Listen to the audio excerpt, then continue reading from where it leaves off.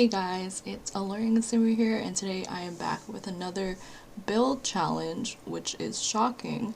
It's not shocking at all. I think all I do now are build challenges. However, today we are doing a 5-minute room challenge, and rather than me talking about what I'm doing in this build, I'm actually just going to talk about how to style a kitchen nicely. I would say this is not a very good example of that because again I was doing it in 5 minutes and that was not the plan. However, that's what happened. Okay, so I tried my best to make it as cute as possible in the time that I had. There are so many things I would have added if I had more time, and this is me now trying to talk to you about how you can improve your kitchens if you feel like they're too basic. Okay, so the first thing is a lot of times when we make kitchens, we tend to just choose a wallpaper and that's it. I actually did showcase this in this build or this room, which you'll see in a second.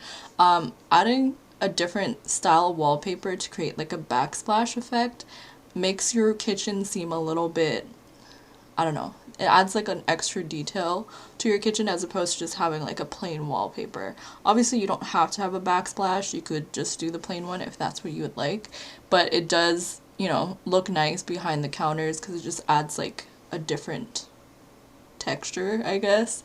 It kind of creates like a feature wall in your kitchen and it makes it look just like a little bit cuter, I think. And another thing I'm going to be talking about is these kitchen counters and cabinets and islands that I'm using in this build are actually my recolors. If you want to check them out or download them, I will have a link in the description down below. They are custom content technically, but they're just recolors of the ones that came from Vampires. There are 32 swatches for both the counters and the islands, so hopefully you guys enjoy it. If you do download it, feel free to let me know what you think in the comments, or you can let me know in the Discord. I should have a link in the description. I'm gonna add that, so all the YouTube peeps can also check that out. I don't know why I said peeps. Anyway, doing this was a struggle. You can already see I was kind of tired when I recorded this. I'm also kind of tired right now, but it's okay.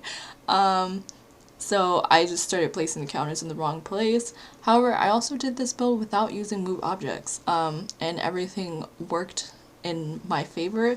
The only thing is I wish I had turned move objects on beforehand so I could place the stools where I wanted to. Like where I ended up having them is not where I would have liked them, but that's where they ended up.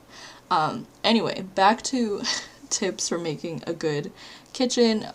One tip is to make sure you kind of choose a style. I kind of struggled with that in this room build because I really want to use the cabinets. I don't know if the stove and the fridge go that well together, but because I use mainly neutral colors for this entire kitchen, like everything worked, even though they may not have normally worked if I had changed up the colors. However, it is good to add some color to your builds to like spice things up. If I had had more time, I would have added like more colorful plants. I probably would have recolored the stove and the fridge, like maybe had them have a pop of color, or like the microwave. I added this painting to add like something, but again, it's pretty neutral. It only has like a little bit of green and blue. However, when you're making your kitchens, it's a good idea to add things that just like pop a little bit. So if you have a kitchen that looks like this, it's pretty much all beige, maybe add like some red bar stools or something, and then keep that red theme throughout. So like add a painting that has some like red in it, or add like a little plant or something that has like red flowers. So like make sure the color scheme is consistent, even if you want to add color to your build. Like don't just add a bunch of random colors unless that's what you're going for. Try to like keep the color theme consistent throughout. I ended up changing the backsplash to this one and then making it just on the back wall as opposed to it wrapping around, just because I didn't have like anything there to divide the space and it looked kind of weird. I think this looked a little bit better. It's still neutral, but it has like gray and blue-ish, a grayish blue color that like changes up the tone a little bit. Another idea is, if you're struggling with builds in general, is to use Inspo pics. I look at interior pictures all the time, and that really helps me figure out how to like add new things into my builds, and make things more interesting. So I suggest that to you if you are struggling to make your builds more interesting or try new things.